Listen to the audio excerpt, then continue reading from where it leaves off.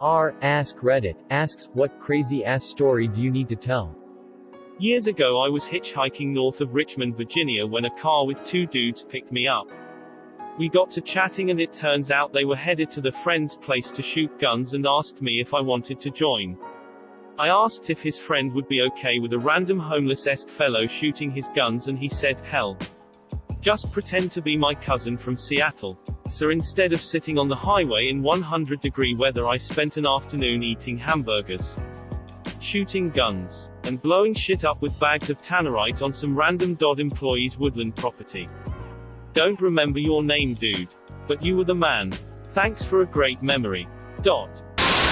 When I was learning to fly at a sketchy flight school, I was doing a pre-flight check flight close to the end of the program. I was doing the run-up in a Cessna. When I smelled something. Do you smell that? Smells like gas, I say. Instructor 21YO shrugs. Annoyed, I open the door, and there is a spreading puddle of avenue gas under the plane. Shit. The instructor panics, stay in the plane. I'll get help. And runs off. As soon as I got the engine off, I noped out of there. And watched the plane dump all its fuel on the runway. They kindly gave me another plane. An instructor. They fixed their plane. And a month later, I read about the same plane crashing due to fuel issues. One fatality. No significant repercussions for company. Did you report it? I feel like your story would be condemning evidence in an inquiry into the fatality.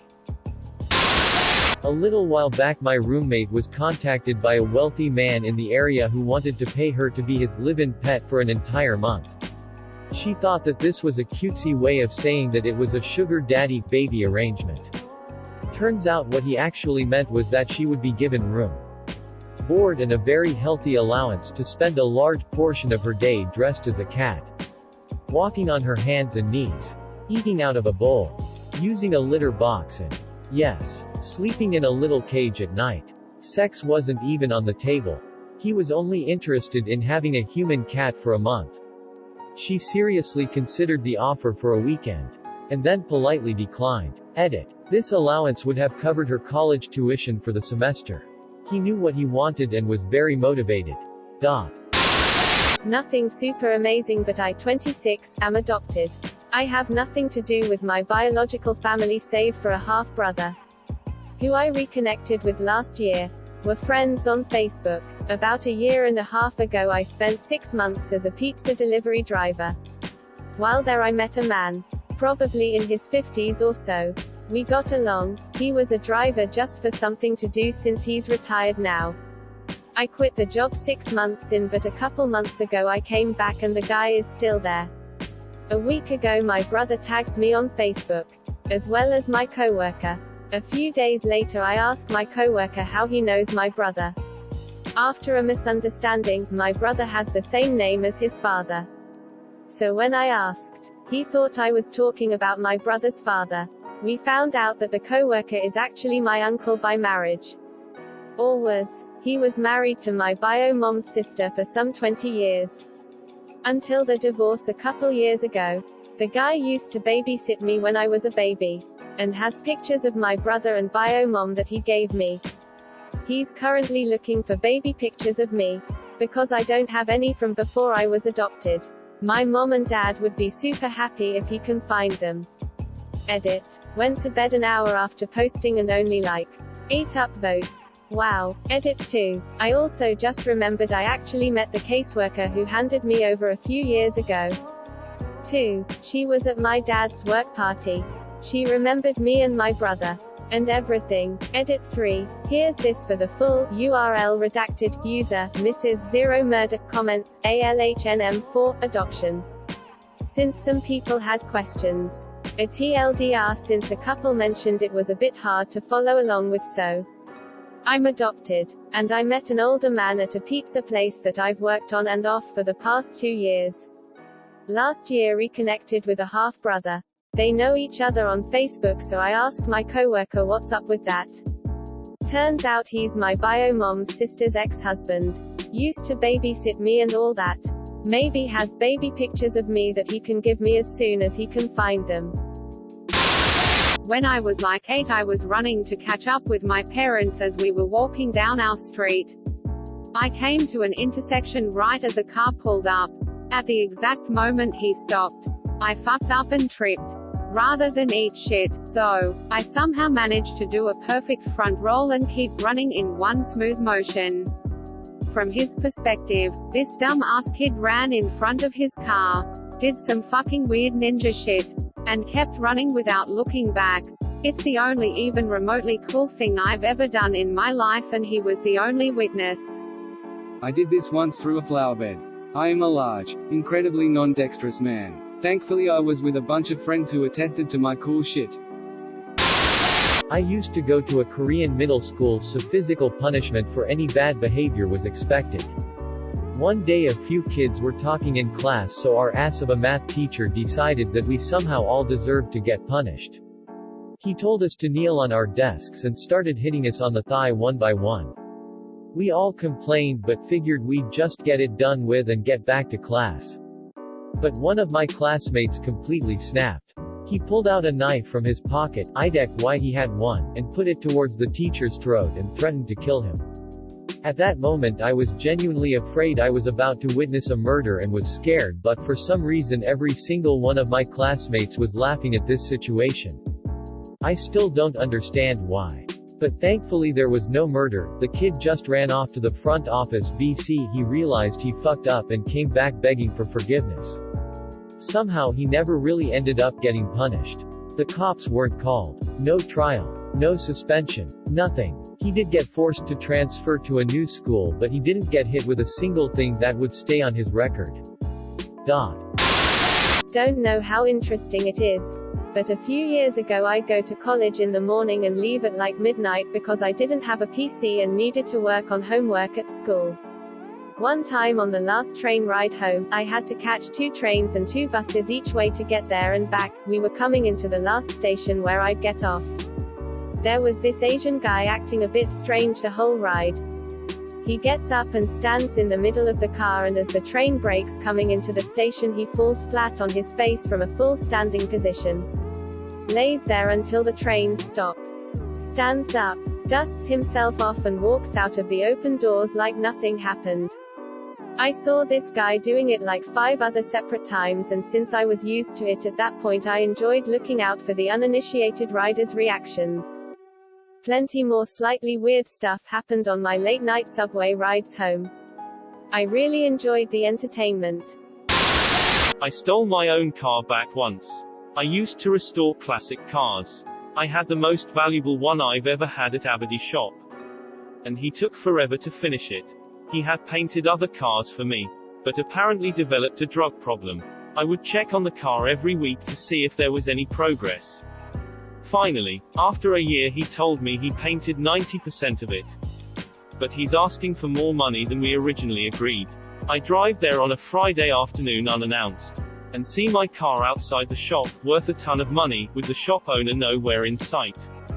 His neighbor told me he had left the car outside for 3 days and several people have tried to steal it. So I call a tow truck and tow it to my garage right away. On my home the shop owner calls me over and over again. He thought somebody stole the car. He kept calling me for months. I never responded. I work in a prison as a nurse. Frequently, our inmates insert beads, usually carved from dominoes, under the skin of their penis shaft.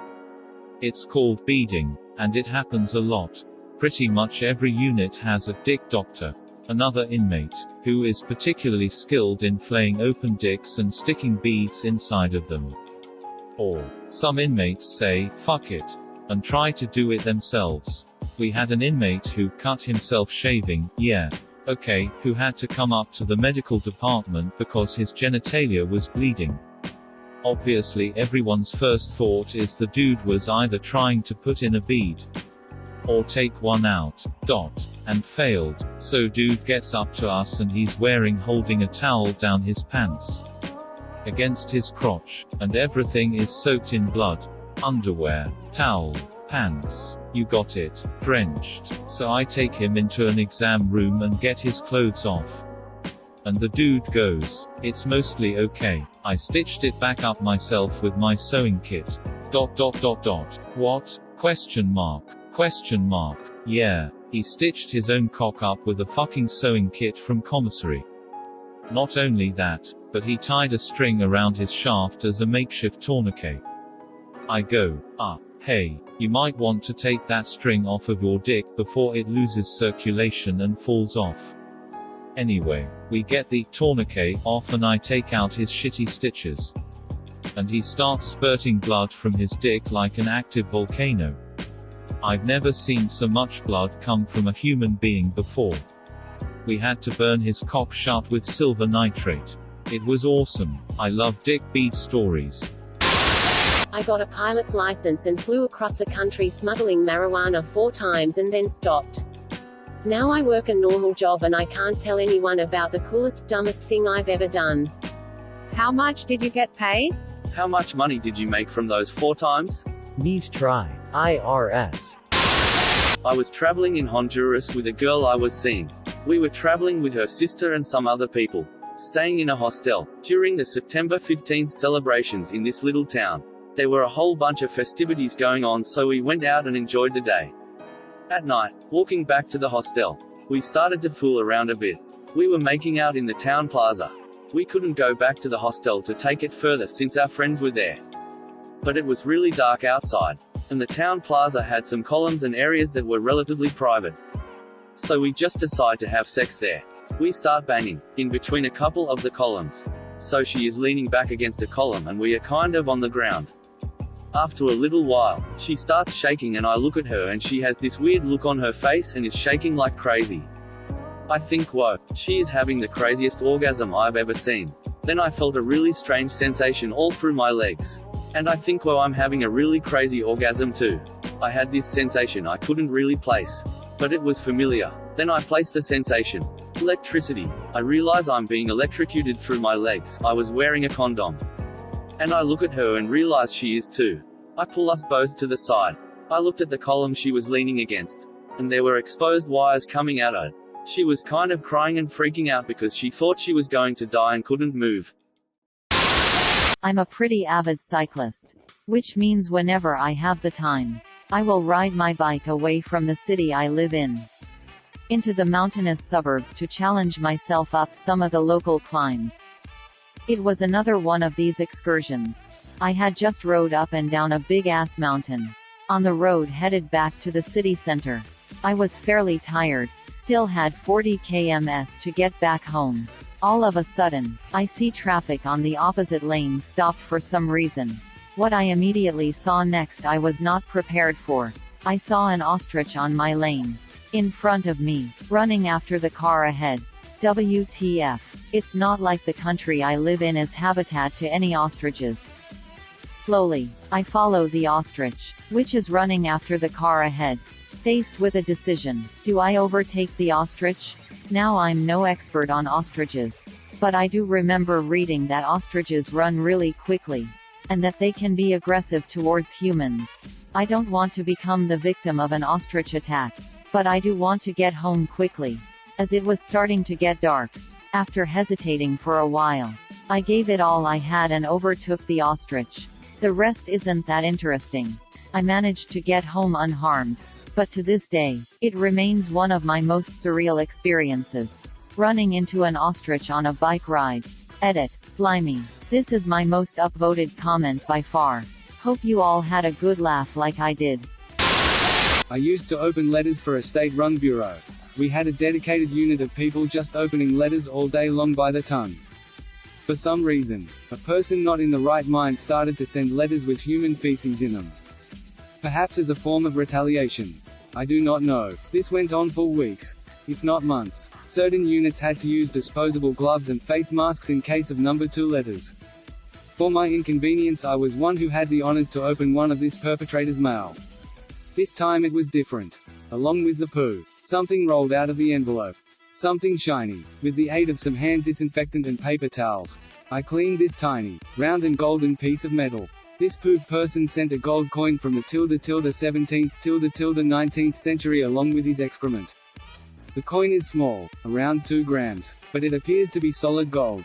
I doubt that the person who lost this item is willing to get it back, since sending human feces to a bureau is considered a crime. The coin itself is not worth that much. But this is by far the most ridiculous story I have to tell from my previous mind-numbing job as a bureaucrat. And this, kids, is how I got myself a gold URL redacted YNGVRH JPEG from a letter full of shit. Edit. Did some editing. Obligatory TYFTGKS. Someone's shit is others' gold. Many years ago in Galveston, Texas, I was attending the Kappa Beach party. I'll get to the point. After an hour of being in the crunk area, I looked over to a woman holding her child in one arm and blowing two dudes with the other arm, dot and mouth. Good night, friends. Edit. Don't let Galveston keep you from visiting Texas or Houston for that matter. I love my home. Fuck Galveston though. That is fucking disgusting, man. Next level trashy. Two dudes getting blowies from a woman holding an ex-utero child or just like. Yeah, this works for me. WTF. When I was 19, I would deliver drugs for a friend of mine. One of the guys I delivered weed to worked at the local zoo. One day we decided to smoke up in the somewhat hidden area behind the indoor penguin enclosure. After the sec, we went inside to find the penguins acting very weird. Turns out we were smoking right next to the air intake for said penguin enclosure. And that was the day I accidentally hotboxed some penguins. And that's how the penguins of Madagascar were made. What were they doing? Kowalski. Analysis. My parents are blind optimists. They think nothing bad will happen to anyone in our family. One day I got jumped by some losers in a gang. I go home and tell my parents and they look at me and say, "Well, there's fried chicken in the oven." Unbelievable. I was 14. Edit. You are all amazing people for reading my comment and caring about it enough to upvote it. I really am appreciative and astounded. Read that as blind optometrists were super confused. Hey man, sometimes you get jumped in life and get fried chicken afterward. What are you going to do? Shrug. When my mom was pregnant with me, she and my father divorced and he gave up all parental rights. I've never met him or spoken to him. I've only seen a few pictures. About 2 years ago, I worked at a healthcare facility where I would float to different offices around the county based on who needed the help. This one particular morning I was checking the doctor's schedule and saw my father's name. He was scheduled to be in the office next door to where I was working and I thought it was pretty crazy, but I most likely wouldn't even see him. The time of his appointment came and he walked into my office straight up to me and says he had a doctor's appointment with Dr. X. My heart was racing cause I knew it was him as soon as he walked through the door. I told him Dr. X was the office next door and he left. A little while later I walked over to the other office to deliver some faxes and on my way out he trailed behind me and I held the door for him. He said thank you, and that was my one and only interaction with my father in my 30 years of living. Edit. Y'all have really made my day with all this karma and silver. Thanks, kind Redditors. 3 to 4 years ago. I was living in this bigger European city, approximately 2 million people, for some years now. I went with a girl to a pub, and since all tables were full, we sat at the bar. There was an older guy sitting next to me, 50-ish. White hair, smoking a cigar, who kind distracted me, because he reminded me of my uncle. Now mind, my uncle was living in the US for around 25 years already. He didn't look like that dude. Nor did he act too similar. That bar guy just had some gestures that reminded me of him, mixed with the look of another distant relative. Sue, the girl I was with, goes to the toilet. So I can't hold back anymore and look this dude in the eyes and tell him he reminds me of my uncle. He jokingly asks, "What's his name?" I tell him, and also tell him Will. He lives in the US and works in field _of_work. And then the guy looks stunned and tells me the names of my whole fucking family. Turns out he was the flatmate of my uncle 30 years ago for about half a year. That was definitely one of the weirdest bar stories I experienced. TLNDR. Went to bar in big city, guy reminds me of my uncle. I tell him. Turns out he was my uncle's flatmate 30 years ago for half a year. Uncle lives on another continent for 25 years now. About 19 years ago, 3-year-old me, my mom and dad come home to find our cat Nubs is missing. The entire family turns the entire apartment upside down, but no trace of our cat is found. My mom decides to make missing flyers even though all the doors, windows were locked at the time. Days turn into weeks, then into months. She finally comes to terms with the fact that her cat is gone and has disappeared. Cut to last year lol. My grandma out of the blue says she lost Nubs. She says while we were out shopping, she decided to go to the mall across the street and took my baby stroller to hold extra bags while she was in the middle of the mall. Nubs, unbeknownst to her, wakes up and jumps out of the bottom mesh pouch under the seat and takes off. My grandma, being too nervous and scared to ask for help, just leaves the store and our cat there. Cue us coming home like half an hour after she gets back home. She helped us look for this damn cat too lol. It makes me hysterically emotional to think about what happened to my mom's favorite cat. This is the story of how our cat just one day out of the blue vanished into thin fucking air. Now we finally have the answer lol. How I met my significant other, on a plane. Flying Bangkok to Doha. I was downgraded when my better seat upgrade fell through. Got Saturday in the third to last row. Hit it off with the Spanish girl next to me. 3 weeks later on a whim I flew from the States to Spain to meet her. 3 weeks after that I moved there. Just hit our 2-year anniversary and are celebrating the birth of our first child. This is so sweet. I love seeing happy stories like this. So me and my brother are fraternal twins. My stepmom passed away due to breast cancer when we were around 15 years old. She was like a second mother to us and had been around since we were very young, 5 years old. Now fast forward to our junior year of college. I attended a school in upstate NY while he attended a university in the state of Florida. One night I woke up in sweat with tears coming down my eyes. I had the most vivid dream. I was in a house and my stepmother was there. I knew she had passed in this dream, which was a first for me. She hugged me, told me how handsome I had become, and that she loved me. I woke up drenched in sweat thinking, WTF was that? I didn't say anything to anybody and went to class. As I'm walking back to my apartment after class, I get a call from my brother. His first words were, I know this is going to sound weird but I had the most vivid dream about Maggie last night. The hairs on the back of my neck stood up as he went on to describe the same dream I had just experienced the night prior. We've never had a twin moment like this and I don't really know what to make of it. But it's always been a story that I wanted to tell. This is a long story from the early 1980s that has Kentucky justice in it. My family lived just outside of Cincinnati on the Kentucky side of the Ohio River. My father's older brother lived here as well and was a father to 4 daughters.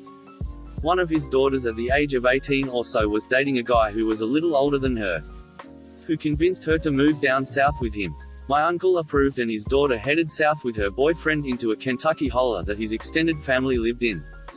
Time passed and my uncle hadn't heard from his daughter in a while, and he started to grow concerned. My cousin called my uncle in distress from a pay phone at a grocery store, saying she was being mistreated by her boyfriend's family and being held hostage and worked like a slave. Before my uncle could learn more, the phone was cut off. At this point in the story, it's important to know my uncle was an avid hunter and gun collector. He explained to his wife and other daughters the situation.